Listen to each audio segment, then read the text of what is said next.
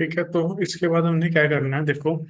जैसे मैंने बताया अभी, ये हमारा डाटा यहाँ से ऐड हो रहा है, ठीक है, फॉर्म से व्यू हो रहा है, ठीक है। और यहाँ पे उसको हम डिलीट भी कर पा रहे हैं, है ना। अब हमने क्या करना है,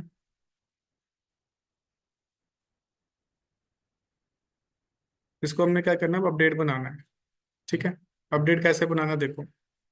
सबसे पहले यहाँ पे क्या होगा, एक बटन होगा, ठीक है, जहाँ पे लिखा होगा अपडेट। ठीक है, तो हम क्या करते हैं देखो, जो हमारा रेंडर एम्प्लॉय वाला फंक्शन है, सॉरी ये वाला, ठीक है। हमें क्या करना हो, सबसे पहले ना हेडिंग ऐड करनी है। डिलीट से पहले या डिलीट के बाद, जैसे भी ठीक लगे, तो डिलीट से पहले ना हेडिंग ऐड कर देते हैं, एडिट या अपडेट। तो एडिट हेडिंग कहाँ पे ऐड करनी है, टेबल के अंदर डायरेक्ट जाके, जो कि ऊपर बना हुआ है HTML फाइल, मतलब HTML डायरेक्ट, ठीक है। तो यहाँ पे आके ना हम लिख देते हैं एडिट, एक हेडिंग ऐड करती है, ठीक है, जो हमारा HTML कोड था टेबल का, उसके अंदर आके अब नीचे जाते हैं, इस फंक्शन के अंदर जो कि HTML जनरेट कर रहा है, ठीक है। इसके अंदर क्या करते हैं, इस TR के अंदर आके ना एक TD ऐड कर देते हैं, ठीक है, ओके। और इसके अंदर हम क्या करेंगे, एक बटन टैग ऐड कर देंगे, जिसपे हम क्या लिख देंगे, एडिट। और इस पे बटन की क्लास लगा देते हैं, जो कि बूटस्ट्रैप की हमारे पास है, BTN। BTN इस पे लिख देते हैं इन्फो। और BTN SM से स्मॉल वाली, मतलब कि क्लास ऐड हो जाती है, बटन का साइज थोड़ा कम हो जाता है, पैडिंग इंटरनल इसकी।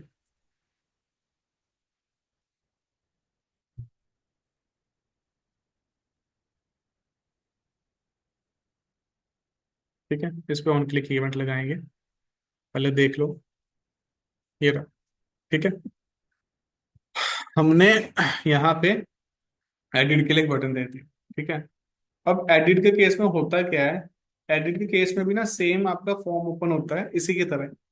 जो ऐड का फॉर्म होता है ना, ऐड करते हो जहां से, जैसे ये वाला फॉर्म, इसी की तरह एक फॉर्म ओपन होगा, जिसमें क्या होगा कि आपका डिटेल्स, जो फुल नेम है, डिपार्टमेंट है या जेंडर है, वो ऑलरेडी क्या होगा, प्री फिल्ड होगा, ठीक है। एडिट, जैसे आप भी किसी सोशल मीडिया साइट पे अपना एडिट प्रोफाइल करते हो, तो क्या होता है कि आपकी डिटेल्स ऑलरेडी फिल होती है ना, आप उसको ही एडिट करके अपडेट करते हो ना। तो सिमिलरली यहाँ पे भी क्या होगा, जब हम एडिट पे क्लिक करेंगे, फॉर्म ओपन होगा जिसमें डेटा प्री फिल्ड होगा, ठीक है। तो क्या करना है देखो, तो इसके क्लिक पे हम एक फंक्शन कॉल करेंगे,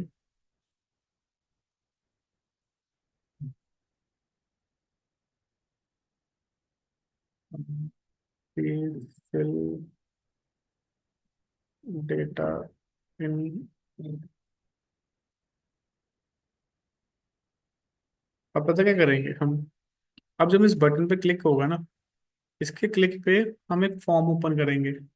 और वो फॉर्म ना, इसको नहीं यूज करेंगे, ये अलग फॉर्म है, ये हमारा ऐड करने के लिए है फॉर्म, ठीक है।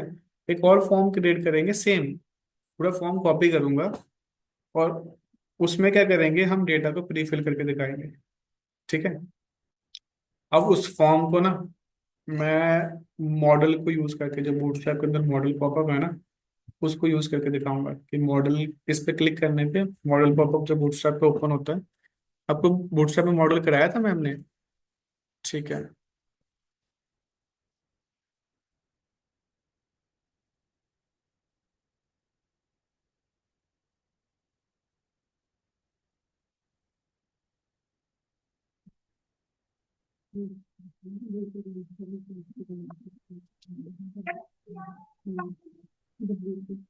ठीक है, तो हमें क्या करना है, पहले तो ना डाउनलोड्स में जाके इसका ना सीडीएन लेना है, क्योंकि अब हम मॉडल यूज करने लगे, तो ये स्क्रिप्ट वाला सीडीएन चाहिए, देखो GS वाला।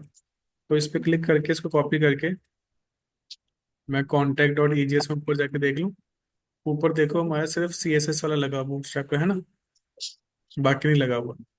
हम क्या करते हैं, यहाँ पे जो हमने अपने स्क्रिप्ट टैग लगाया है ना, जिसके अंदर हमने फंक्शंस क्रिएट करे हैं, उसके ऊपर आके ये वाला स्क्रिप्ट टैग पेस्ट कर देता हूँ जो बूटस्ट्रैप का है। ठीक है। अब इसकी हेल्प से वो हमारा मॉडल चलेगा, अगर ये नहीं लगा होगा तो मॉडल वर्क नहीं करेगा प्रॉपरली, है ना।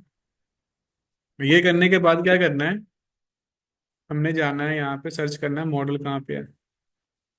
मॉडल ये रहा। ठीक है, इस पे क्लिक किया, यहाँ पे मॉडल वाला पेज ओपन हो गया, इसके डॉक्यूमेंटेशन। अब ना आपने क्या करना है, स्क्रॉल करके यहाँ तक आ जाना जहाँ पे लिखा होगा लाइव डेमो। ठीक है। लाइव डेमो में ये देखो उसका कोड दिया हुआ है, ये जो बटन डिस्प्ले हो रहा है इसका कोड यहाँ पे है, और मॉडल का कोड सारा नीचे लिखा हुआ है ये वाला यहाँ तक। अब इस पे क्लिक करने पे मॉडल दिखता है ना। हमने क्या करना है, अब ये देखो बटन पे क्या लिखा हुआ है, ये देखो ये लगा हुआ है, एट्रीब्यूट्स लगे हुए हैं जिसकी हेल्प से मॉडल डिस्प्ले होता है। हमने ये कॉपी करके ना data B S toggle and data B S target, इन दोनों को कॉपी करके कहाँ पे लगाना है, जो मेरा ये वाला बटन है एडिट वाला। ठीक है। इस पे लगा देंगे ऐसे, ये देखो लगा दिया। ठीक है। इसका नाम एडिट कर देते हैं, एडिट मॉडल। जो हमारे मॉडल को, ये पता क्या होती है, ये मॉडल की आईडी होती है। ठीक है ना, ये देखो कहाँ पे लगेगा, ये देखो। अब यहाँ से मॉडल का सारा कोड कॉपी कर लो। ठीक है।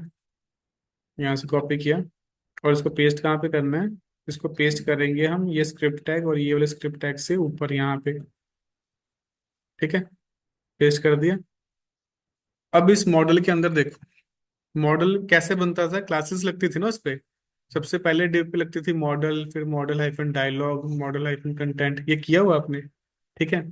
फिर एक मॉडल का हेडर होता है, हेडर मतलब ये वाला सेक्शन, जैसे यहाँ पे क्लिक करते हैं ना, ये हेडर सेक्शन है, ये बॉडी सेक्शन है। ठीक है, तो वो कैसे बनती है, डिव पे क्लास लगती है मॉडल हाइफन हेडर, देन उसके नीचे ये डिव क्लोज हो गया, फिर एक और डिव शुरू हुआ मॉडल हाइफन बॉडी, और एक मॉडल फुटर। फुटर नहीं चाहिए हमें, फुटर का कोड मैं हटा रहा हूँ।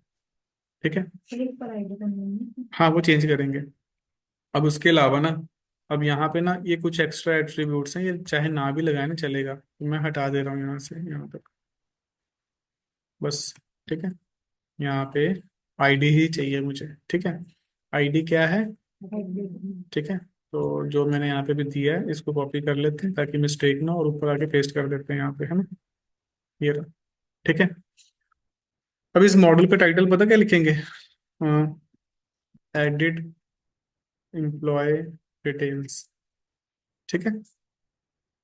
अब अगर मैं यहाँ पे रिफ्रेश करूँ, एडिट पे क्लिक करूँ, तो मॉडल डिस्प्ले हो गया। ठीक है। और मॉडल को मैं चाहता हूँ कि सेंटर में दिखे, यहाँ पे स्क्रीन के ऊपर ना दिखे। ठीक है, उसके लिए यहाँ पे ना क्लास लगा सकते हैं, model hyphen dialogue hyphen centred. ठीक है, सेंटर में आ गया तो थोड़ा सही दिखता है। ठीक है। तो बस क्या किया, क्लास ऐड किया model hyphen dialogue hyphen centred. ठीक है। अब करना क्या है, जैसे मैंने बताया कि एडिट के केस में फॉर्म ओपन होगा। ठीक है।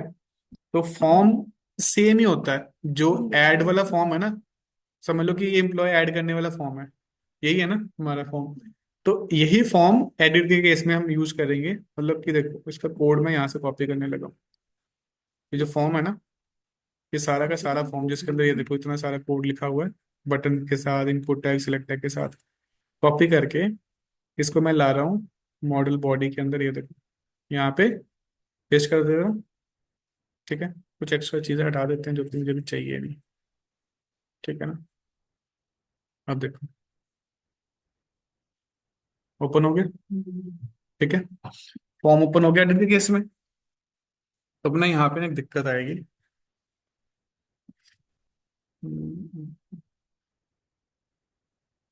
बताएगा, इश्यूज नहीं दिखा रहा,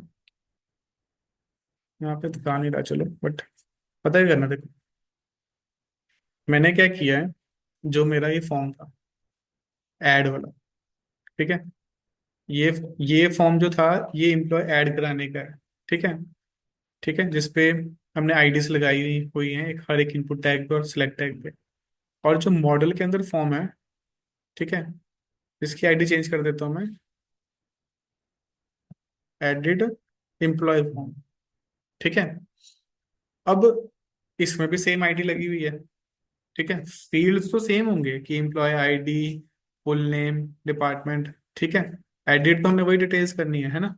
बट यहाँ पे ना आईडी को चेंज कर लो, आईडी चेंज करनी होगी, क्योंकि हम सेम आईडी ना दो जगह पे नहीं लगा सकते। आईडी यूनिक होती है हमेशा। तो हम क्या कर सकते हैं, इसको टू कर दो, ऐसे लिख दो। ठीक है, तो अब क्या होगा कि ये दोनों फॉर्म अलग अलग हो गए। ठीक है, कैसे? क्योंकि आईडी चेंज कर दिए, तो वो ऐड वाला फॉर्म रह गया और ये एडिट वाला रह गया। तो क्यों करा है? क्योंकि जब हम, ये देखो, ऑन सबमिट पे क्लिक करेंगे ना, तो हम यहाँ पे आईडी से वैल्यू गेट कर रहे हैं ना। तो अगर आईडी सेम होंगी तो कंफ्लिक्ट मारेंगे, कहाँ से वैल्यू उठानी है। तो अब अगर आईडी से अलग अलग है तो उसको पता है कि कौन सी वैल्यू कहाँ से उठानी है, किस इनपुट टैग से उठानी है ना। तो इसलिए आईडीज हमेशा यूनिक रखनी होती है, एडिट और ऐड के केस में, दोनों फॉर्म के केस में। ठीक है, अब हम क्या करते हैं, इसमें ना बूटस्ट्रैप की क्लास लगा दें। बूटस्ट्रैप अगर यूज कर ही रहे हैं तो हम क्लास लगा के इसको थोड़ा सही कर देते हैं।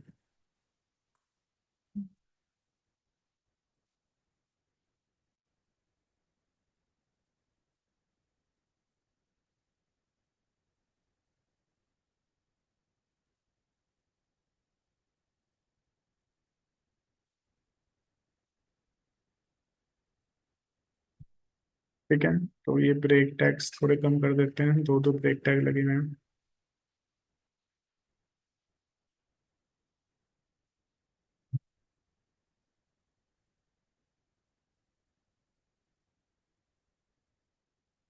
ठीक है, employ ID, full name, department, और यहाँ पे जेंडर।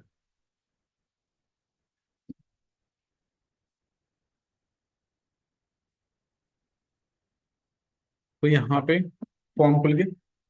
ठीक है, अब इसके अंदर पता है क्या करना है।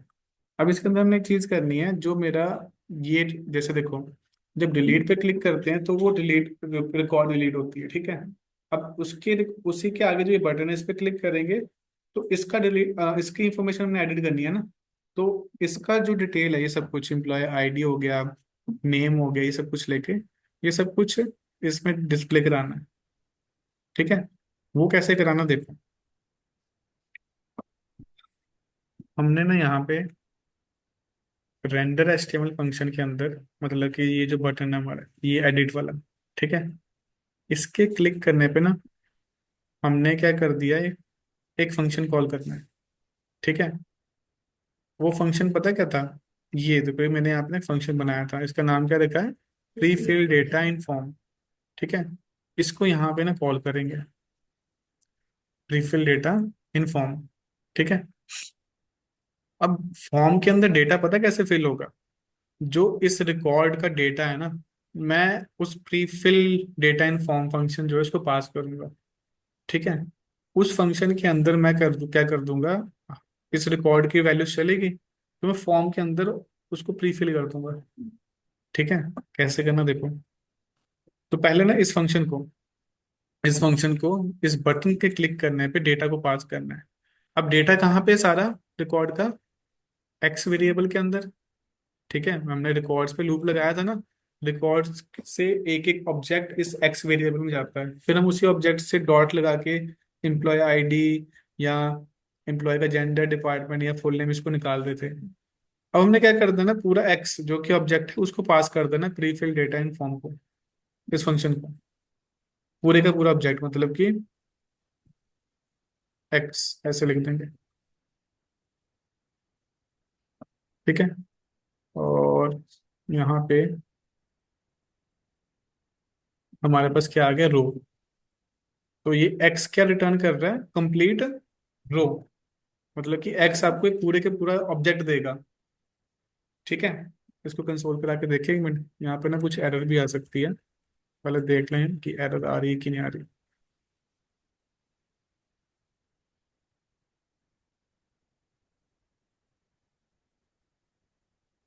हाँ, तो हमें ना एक चीज करना होगा, रुको। हमें ना एक चीज करना है, देखो क्या करना है। यहाँ पे जो बटन टैग पे ना हमने क्या लगाया, बाहर डबल कोट्स, इसको ना सिंगल कोट्स में कन्वर्ट कर दो। ठीक है। और यहाँ पे भी कर दो। ठीक है।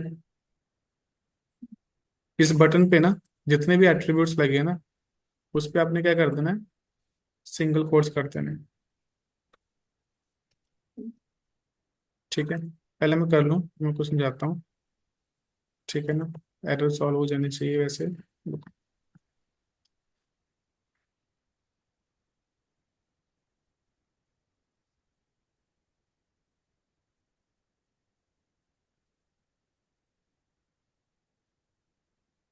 ठीक है, ये देखो, कंप्लीट ऑब्जेक्ट आ गए। ठीक है। किसका आया है, इसका। ठीक है, इस वाले का आ गया। ठीक है, और जैसे इस पे क्लिक करूंगा, इसका आईडी क्या है, नेम क्या है, देख लो। क्लिक किया, आ गई आईडी, आ गई इसकी।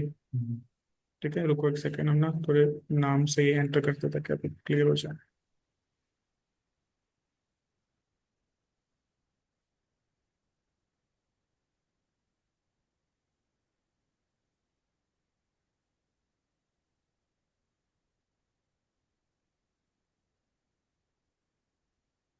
ठीक है, अब देखो, जैसे मैं यहाँ पे क्लिक करूंगा ना एडिट पे, अब मुझे इसकी सारी डिटेल्स डिटेल्स आ जाएंगी आगे। आईडी, डिपार्टमेंट नेम, उसका कंप्लीट ऑब्जेक्ट मेरे पास आ गया, क्योंकि हमने उधर से एक्स को पास कर दिया था फंक्शन को, जो कि पूरा ऑब्जेक्ट था। ठीक है। अब देखो, ये यहाँ पे मैंने क्यों किया है, देखो। अब पता क्या कर रहे हैं, जब हमने डिलीट के केस में हमने क्या किया था, सिर्फ एक वैल्यू पास की थी। क्या थी वो, employ ID, single value pass की थी। अब हम क्या पास करना चाहते हैं इस फंक्शन को, एक्स, जो कि पूरा एक ऑब्जेक्ट है, जो मुझे यहाँ पे दिख रहा है, ये कंप्लीट ऑब्जेक्ट। ठीक है। इस कंप्लीट ऑब्जेक्ट को पास करने के लिए ना, मैं डायरेक्टली ऐसे नहीं लिख सकता था जैसे पहले लिखा था, कि डॉलर कर्ली ब्रेसेस और एक्स। ठीक है। वो डायरेक्टली ऑब्जेक्ट को पास नहीं करने देगा। ठीक है। तो उसके लिए पता क्या करना पड़ता है, उसे हमें स्ट्रिंगिफाई करके पास करना पड़ता है। ये सिंटेक्स है। ठीक है। आपको अगर फंक्शन से एज ए आर्ग्यूमेंट ऑब्जेक्ट पास करना है ना, तो उसको क्या करना पड़ेगा, स्ट्रिंगिफाई कर लो। थैंक यू बच्चे। ओके। तो उसके लिए पता है करना होता है। अब एक और चीज है, अगर बाहर डबल कोट्स लगे होते हैं ना यहाँ पे, तो वो तब भी एरर दे देता है। ठीक है। अब उसके लिए रिक्वायरमेंट ही है कि आपको बाहर ना जितने भी एट्रीब्यूट्स लगे हैं इस बटन पे, सारे ही सिंगल कोट्स में कर दो। ठीक है। और उसके बाद क्या करो, pre fill in data function के अंदर डॉलर कर्ली ब्रेसेस लगा के जेसन डॉट स्ट्रिंगिफाई करके इस ऑब्जेक्ट को पास कर दो। अब चला जाएगा, कोई एरर नहीं आएगी। ठीक है, ये समझ आया। वो एरर दे देगा अगर, अब ये मैं कैसे समझाऊं, रुको। ये देखो, वैसे आपको दिखाता हूँ, यहाँ पे देखो।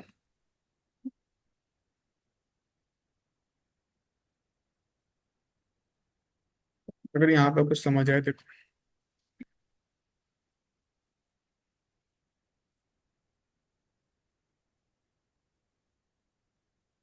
ये बटन का कोड देखो, बटन है, इस पे टाइप एट्रीब्यूट है, ऑन क्लिक इवेंट है। ठीक है। और बाकी ये सारे एट्रीब्यूट्स हैं। ठीक है।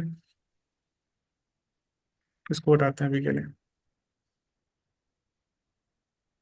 अब ब्राउजर पे जाके हम इसका कोड चेक कर सकते हैं उस बटन का। ये देखो, बटन टैग है, बटन पे टाइप एट्रीब्यूट लगा हुआ है, बटन ऑन क्लिक इवेंट लगा हुआ है। अभी ऑन क्लिक इवेंट में से मैंने वो कोड हटा दिया। ठीक है। तो अभी क्या दिख रहा है, यहाँ पे सिर्फ रिफिल फंक्शन कॉल हो रहा है बटन के क्लिक पे। ठीक है। और बाहर क्या लगे हुए हैं, डबल कोट्स। ठीक है। अब जैसे ही मैं यहाँ पे ऐसे लिखूंगा ना, डॉलर कर्ली ब्रेसेस, और यहाँ पे लिख दूंगा एक्स। ठीक है, जैसे पहले कर रहा था जिस केस में एरर आ गई थी। रिफ्रेश करते हैं एक बार। ठीक है, यहाँ पे क्या दिख रहा है। ठीक है। तो होना क्या चाहिए था, यहाँ पे वो ऑब्जेक्ट दिखना चाहिए था ना। तो क्योंकि हम डायरेक्टली ऑब्जेक्ट पास ही नहीं कर सकते, आईडी पास कर दें, स्ट्रिंग पास कर दें, वो चल जाता है, ठीक है। अब ऑब्जेक्ट डायरेक्टली यहाँ से वो पास करने नहीं दे रहा मुझे, ठीक है। ये क्या दिखा रहा है, स्क्वायर ब्रैकेट के अंदर ऑब्जेक्ट ऑब्जेक्ट, यही दिखा रहा है, ठीक है। अब नेक्स्ट देखो, अब इसी की जगह पे मैं यहाँ पे लिखता हूँ जेसन डॉट स्ट्रिंगिफाई, और यहाँ पे एक्स लिखूँ। अब एक बार रिफ्रेश मारते हैं, अब दिख रहा है यहाँ पे ऑब्जेक्ट ऑब्जेक्ट, नहीं ना दिख रहा, अब नहीं दिख रहा ऑब्जेक्ट ऑब्जेक्ट, अब आपको यहाँ पे ये कंप्लीट ऑब्जेक्ट दिख रहा है, ये वाला, ठीक है। तो एक तो तरीका होगी जेसन डॉट स्ट्रिंगिफाई को यूज करके ही हम ऑब्जेक्ट को पास कर सकते हैं, ठीक है ना, एज ए आर्ग्यूमेंट। उसके बिना वो ऑब्जेक्ट ऑब्जेक्ट की तरह जाएगा, जो कि सही सिंटेक्स नहीं है, एरर देता रहेगा, ठीक है। अब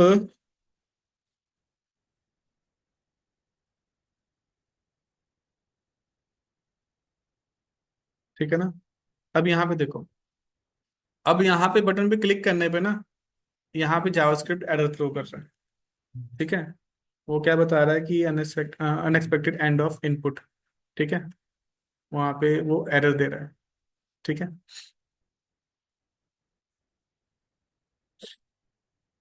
यहाँ पे आपको ठीक है। अब जैसे ही मैं इसको ना सिंगल कोट्स में कन्वर्ट कर दूंगा,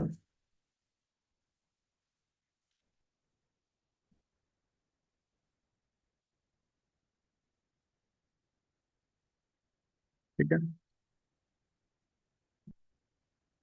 अब ये पास करने दे रहा है, ठीक है। पहले उसने हमें एरर दिया था ना, अब वो वैल्यू पास करने दे रहा है।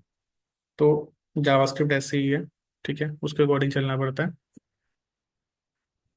तो अब क्या करना, देखो, अब मेरे पास वैल्यू आ गई है, ठीक है। जिस भी रिकॉर्ड पे क्लिक किया उसका मेरे पास पूरा ऑब्जेक्ट आ चुका है, ये देखो, आईडी आ चुकी है, नाम आ चुका है, डिपार्टमेंट आ चुका है, बस इसको यहाँ पे दिखाना ही है, ठीक है ना, यहाँ पे दिखाना है। अब कैसे दिखा सकते हैं, उसके लिए जावास्क्रिप्ट चाहिए, तो जो हमने फंक्शन यूज किया है उसके अंदर जावास्क्रिप्ट से इसके अंदर वैल्यू सेट कर देंगे। अब इस इनपुट टैग की आईडी क्या है, आईडी क्या है, ये M P I D two, ठीक है, ये full name two, department two, और जेंडर टू, है ना, इनकी आईडी ये। तो हमने क्या करना है, ये आईडी कॉपी किया, जो ये फंक्शन नहीं है वाला, रिफिल डेटा इन फॉर्म, ठीक है, इसके अंदर ऐसे लिखेंगे document dot gate element by ID, यहाँ पे वैल्यू इनपुट टैग की आईडी, यहाँ पे लिखा डॉट वैल्यू एट्रीब्यूट, और यहाँ पे लिखेंगे रो डॉट एम्प्लॉय आईडी, चेक करें एक बार, आ गई वैल्यू, ठीक है। एक सेकेंड, बस आईडीज कॉपी कर लूँ, full name two, department two, और यहाँ पे जेंडर टू, ये आईडीज होगी मेरी। और इस ऑब्जेक्ट में से तो यही है ना, कीज के नेम, कीज के नेम तो टू नहीं होंगे ना, कीज के नेम तो ऐसे के वैसे ही रहेंगे ना। अभी हमने कंसोल में देखा ना कि ऑब्जेक्ट के अंदर कीज कौन कौन सी हैं, यही है, ठीक है ना। तो रो हमें ऑब्जेक्ट रिटर्न कर रहा है, ये वाला, है ना, एक ऑब्जेक्ट रिटर्न कर रहा है जिसके अंदर उस यूजर की इंफॉर्मेशन का क्या है, एक ऑब्जेक्ट जिसके अंदर ये सारी कीज हैं, है ना, उसी को हम यहाँ पे यूज कर रहे हैं। आईडी कुछ भी हो सकती है, फुल नेम कुछ भी हो सकता है, ठीक है, ऐसे ही और भी हैं, डिपार्टमेंट और जेंडर, ठीक है। उसको ही मैं क्या कर रहा हूँ, अब जावास्क्रिप्ट से मैं क्या कर रहा हूँ, जो इनपुट टैग की जो आईडीज मैंने गेट की हैं उनके अंदर वैल्यू सेट कर रहा हूँ, ठीक है। ये लाइन का कोड का मीनिंग क्या है, ये इनपुट टैग में वैल्यू को प्रीफिल कर रहा है, वैल्यूज प्रोवाइड कर रहा है, ठीक है। अगर हम यहां तक लिखते हैं ना, ये क्या करता है, वैल्यू रिटर्न करता है। हम क्या कर रहे हैं, उसको वैल्यू असाइन कर रहे हैं, है ना, इसको क्या कर रहे हैं, वैल्यू असाइन कर रहे हैं, किसको, एम्प्लॉय आईडी इस इनपुट फील्ड को जा रही है, ये वैल्यू वैल्यू इसको जा रही है, ठीक है। तो फॉर्म के अंदर वैल्यू फिल हो गया, अब क्या करना है, बस बस मुझे यहाँ पे आके एडिट करना है। ठीक है, पहले उसका नाम आर्यन था, मैंने आर्यन करना कर दिया, डिपार्टमेंट चेंज करना, डिपार्टमेंट चेंज कर दिया। अब यहाँ पे बटन पे क्लिक करने पे उसका इंफॉर्मेशन डाटाबेस में अपडेट कर देना। ठीक है, एक चीज करना है, जो आईडी है ना वो चेंज नहीं होनी। ठीक है, आईडी, जैसे क्या होता है कि आईडी प्राइमरी की होगी, उसकी वैल्यू कभी चेंज नहीं करनी। जैसे कि एम्प्लॉय की आईडी है, वो गलत नहीं होगी, वो फिक्स ही रहेगी। नाम, उसका नाम, उसका मोबाइल नंबर, ईमेल कुछ गलत हो सकता है, आईडी सेम रहेगी। ठीक है ना, क्योंकि आईडी कैसे गलत हो जाएगी, आईडी डुप्लीकेट जा ही नहीं सकती या, है ना, क्योंकि वो हमने डाटाबेस लेवल पे चेक लगाया है ना प्राइमरी की से कि आई डुप्लीकेट वो जाएगी नहीं, वो हमेशा यूनिक होगी। तो आईडी को अपडेट नहीं करना। तो आईडी को ना अपडेट हो सके, ठीक है, उसको हम पता क्या कर देंगे, जैसे अभी यहाँ पे ए एडिट हो जाएगा। ठीक है, इसको हम क्या कर देंगे, रीड ओनली कर देंगे। जो मेरा मॉडल के अंदर फॉर्म है ना, ये देखो, मॉडल की बॉडी के अंदर, और ये रहा मेरा, जहाँ पे मैं एम्प्लॉय आईडी ऐड करूंगा, इस पे ना एक एट्रीब्यूट लगाते हैं हम, read only. Read only say मतलब होता है कि यूजर सिर्फ यहाँ पे इसको डेटा को रीड कर सकता है, देख सकता है, इनपुट नहीं दे सकता है, उसको राइट नहीं कर सकता, है ना। ये देखो, अब मैं यहाँ पे इसको चेंज नहीं कर सकता। ठीक है, इनपुट्स नहीं लेगा ये, मैं बैक स्पेस से इसको चेंज भी नहीं कर सकता, ये देखो। ठीक है, ये सब कुछ चेंज कर सकता हूँ मैं। ओके, अब देखो, फर्स्ट स्टेप क्या था कि बटन लगाना। देन हमने क्या किया, बटन पे क्लिक करके एक फंक्शन बनाया प्रीफिल करके, उस फंक्शन को ऑब्जेक्ट पास किया, और उस फंक्शन ने क्या कर दिया, मॉडल ओपन, उस फंक्शन ने इस फॉर्म के अंदर डेटा को डिस्प्ले कर दिया पहले से। ठीक है, अब नेक्स्ट स्टेप क्या है कि यूजर यहाँ पे डेटा को अपडेट करेगा और इस बटन पे क्लिक करेगा। यहाँ पे भी बटन था ना ये वाला सबमिट वाला, ये क्या कर रहा था, ऐड कर रहा था। अब हमने क्या करना है, अपडेट करना है। तो इसके क्लिक पे भी एक फंक्शन चलेगा जो कि अपडेट करेगा डेटा को। ठीक है, तो जो मॉडल के अंदर फॉर्म है ना, उसका बटन ढूंढो। अब उस पे ऑन सबमिट नहीं, इस पे हम क्या कर देते हैं, ऑन सबमिट टू कर दें, on submit two function call कर देते हैं। ठीक है, और इसी फंक्शन को, जो कि सबमिट वाला फंक्शन है, जो कि ऐड के टाइम पे कॉल हो रहा है, इसको कॉपी करते हैं। ठीक है, इसका नाम चेंज कर दें, ऑन सबमिट टू कर दें, जो कि इसके क्लिक पे कॉल होगा। और इस बटन का टेक्स्ट चेंज कर दें, यहाँ पे लिख दें अपडेट। ठीक है, ये देखो, अपडेट हो गया। इसके क्लिक पे ऑन सबमिट टू कॉल होगा। अब ऑन सबमिट पे क्या करना है हमने, आईडी चेंज करनी है। ठीक है, तो ये इन इनपुट टैग से जिस पे ये आईडीज लगी वैल्यूज उठाएगा। यहाँ पे कर देते हैं अपडेट या एडिट रिकॉर्ड। ठीक है, इस पे मेथड चेंज कर देते हैं पुट। ठीक है, बाकी सारा सेम रहेगा, हेडर्स या यहाँ पे ये सारा सेम रहेगा। ठीक है, इसमें कुछ चेंज नहीं करना, और यहाँ पे भी कुछ चेंज नहीं होना, ना यहाँ पे चेंज होना है। ठीक है, अभी के लिए सारा कोड कमेंट करते हैं नीचे वाला। अभी हम सर्वर साइड पे जाते हैं, जब रिस्पॉन्स आएगा तब उसको देखेंगे क्या रिस्पॉन्स आया, उसके अकॉर्डिंग चलाते हैं। ठीक है, तो क्लाइंट एंड पे क्या होगा, इनपुट टैग से वैल्यूज गेट करी। ठीक है, यूआरएल सेट किया, रिक्वेस्ट मेथड चेंज सेट कर दिया, और हमने जेसन डेटा बना लिया जो कि रिक्वेस्ट के साथ जाना है। ठीक है, अब रिक्वेस्ट कहाँ पे जाएगी, अपडेट रिकॉर्ड पे। तो जो ये इंसर्ट रिकॉर्ड वाला है ना, इसको कॉपी करता हूँ, इसको कर देता हूँ पुट। ठीक है, और अपडेट रिकॉर्ड को यहाँ से कॉपी करके यहाँ पे पेस्ट करते हैं।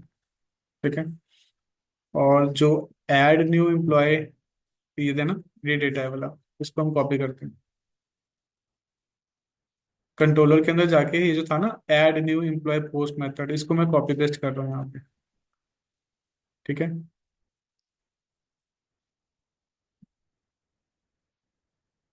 ठीक है, इस पूरे फंक्शन को कॉपी पेस्ट कर लिया मैंने। ठीक है ना, और इसका नाम क्या रख दिया, अपडेट एम्प्लॉय। इसको कहाँ पे कॉल करना है, यहाँ पे पुट रिक्वेस्ट के साथ, जो इस एंड पॉइंट पे रिक्वेस्ट आ रही है उसके आगे यहाँ पे कॉल कर देंगे। ठीक है, अपडेट एम्प्लॉय के अंदर जाके ना, देखो करना क्या है, मैं बैकएंड से सॉरी फ्रंट एंड से बैकएंड पे डेटा आया, उसको वेरिएबल्स में स्टोर कर दिया। ठीक है। वैल्यूज का एरे बनाया। ठीक है। यहाँ पे हमने अब इंसर्ट नहीं कर रहा, हमने क्या करना है, अपडेट। मतलब कि किसी सेल के अंदर वैल्यू है, ऑलरेडी है, तो वहां पे इंसर्ट थोड़ी चलाएंगे, वहां पे उसको अपडेट कर सकते हैं ना। तो उसके लिए हमें क्या करना है, अपडेट की कमांड बनानी है।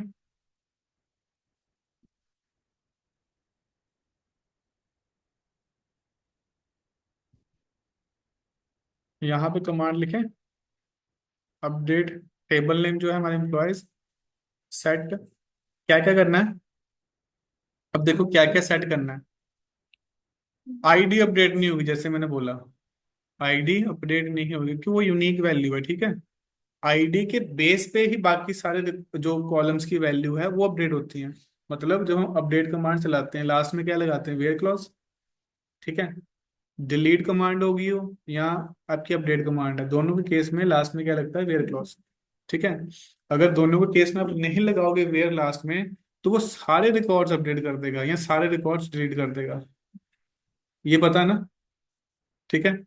तो आपको क्या करना है, यहाँ पे लिखना है अपडेट एम्प्लॉयज सेट, ये कॉलम आ गया पहले, full name, column name equal to, इसके आगे हमें वैल्यू देना पड़ता है ना अगर हम कमांड देखें, है ना। Update employ set full name equal to employ की नाम, अगर आपको कमांड याद हो, ऐसे ही था ना अपडेट की कमांड।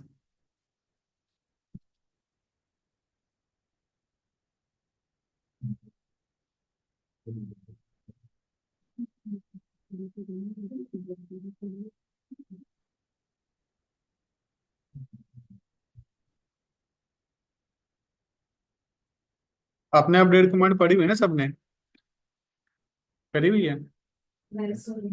हाँ जी। ठीक है।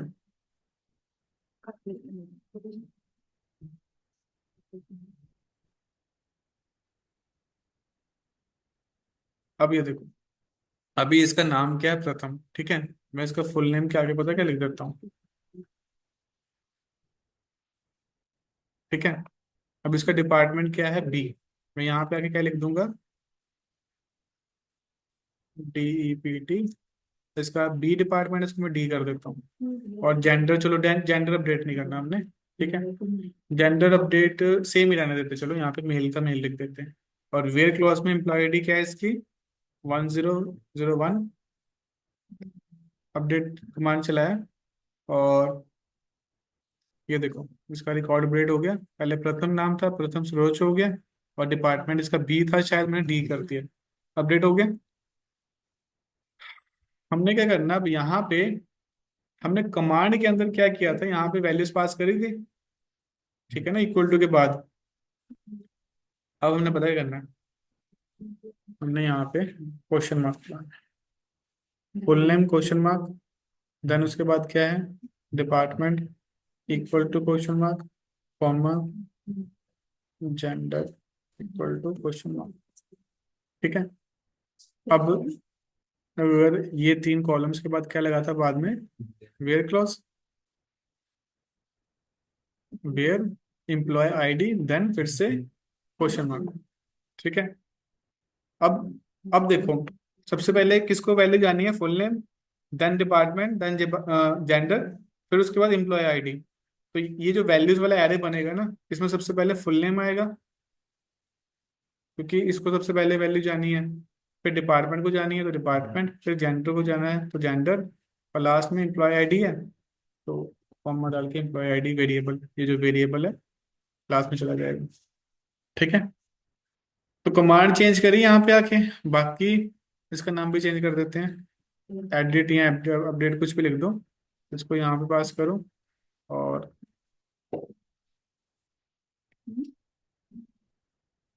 Record updated. ठीक है। चेक करें इसको। तो इसका नाम कर देते हैं,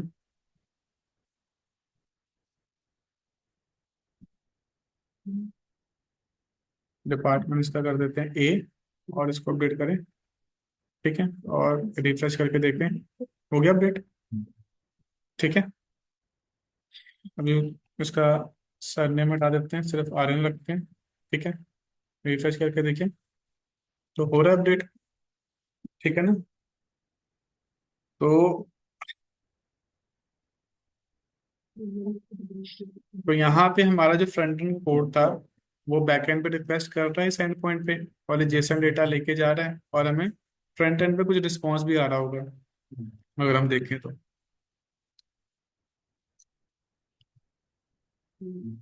इसको ना अभी कंसोल कराते हैं इसको। ये हमने लिखा होगा प्रीफिल डेटा फॉर्म के अंदर, फंक्शन के अंदर, फॉर्म के जगह में। इस लाइन को कमेंट करते हैं। ये देखो क्या रिस्पॉन्स आ रहा है, रिकॉर्ड अपडेटेड सक्सेसफुली। ठीक है, तो रिकॉर्ड अपडेट हो रहा है। ठीक है, और ये जो मॉडल के पीछे जो टेबल है इसमें अभी अपडेट नहीं हो रहा ऑटोमेटिकली। ठीक है, कि डाटा अपडेट हो गया, पीछे रिफ्रेश नहीं हो रहा। ठीक है, तो उसके लिए थोड़ा बहुत चेंज करते हैं, रुको यहाँ पे देखो। सबसे पहले हमने रिस्पॉन्स को सिर्फ अभी कंसोल करा है। ठीक है, उसको हम क्या कर देंगे, इफ एल्स लगा के ना इसको कॉल कर देंगे, ये वाले को। ये जो फंक्शन नहीं है हमारा ऑन सबमिट टू, जब हमें रिस्पॉन्स मिल जा रहा है, ठीक है, हमने इफ एल्स लगाया। इफ एल्स के अंदर हम पता क्या करेंगे, इफ एल्स के अंदर जो रीड एम्प्लॉय डेटा वाला फंक्शन है ना, उसको वापस से कॉल कर देंगे। अब ये क्या कर देगा, डाटा अपडेट हो गया है, फिर से डेटा को वापस से बैकएंड से लेके आएगा और टेबल में अपडेट कर देगा। करके दिखाऊं। अब जैसे इसका हम वापस से डिपार्टमेंट चेंज करते हैं, ए से इसका डिपार्टमेंट सी कर देते हैं। ठीक है, अपडेट करें और इस मॉडल को क्लोज करते हैं। यहाँ पे डिपार्टमेंट सी हो गया और इसका डिपार्टमेंट बी है, इसका हम क्या कर देते हैं, डी कर देते हैं। अपडेट किया, मॉडल क्लोज किया, और पीछे डी हो गया। चाहे रिफ्रेश करूंगा तब भी वही डेटा दिखेगा मुझे। ठीक है ना। बस इसको छोड़ के आप किसी भी एम्प्लॉय का कुछ भी एडिट कर सकते हो।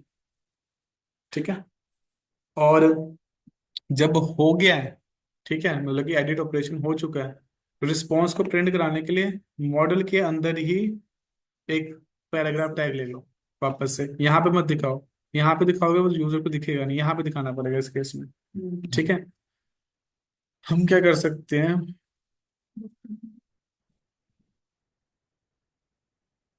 ये लॉजिक आपको याद है ना क्या करता था। इसके अंदर हम इसकी आईडी टू कर देते हैं बस, और यहाँ पे भी बस मॉडल में जाते हैं, फॉर्म के नीचे एक पैराग्राफ टैग लेते हैं और इसमें आईडी लगा के ये लिख देते हैं बस। बाकी वैसे का वैसे चलेगा। आगे तो 3 सेकंड का टाइमर लगा और उसके बाद ऑटोमेटिकली हट जाएगा। मॉडल को आप यहाँ से क्लोज कर सकते हो, क्लोज किया, पीछे डाटा अपडेटेड मिलेगा आपको। ठीक है, तो आज हम यहाँ तक ही करते हैं। ये समझ आ गया। ठीक है ना। तो मैं क्या करता हूँ, आपको कोड नोट करने की जरूरत नहीं है, ये वाला मैं ईजेस फाइल आपको ग्रुप में अभी शेयर कर देता हूँ। ठीक है, तो हाँ सारा भेज देता हूँ, इसका कोड प्लस इसका ये वाली लाइन, ऐप डॉट जेएस में ये वाली लाइन ऐड होनी है, और कंट्रोलर के अंदर ये कोड होगा, ये भी मैं भेज देता हूँ। ठीक है,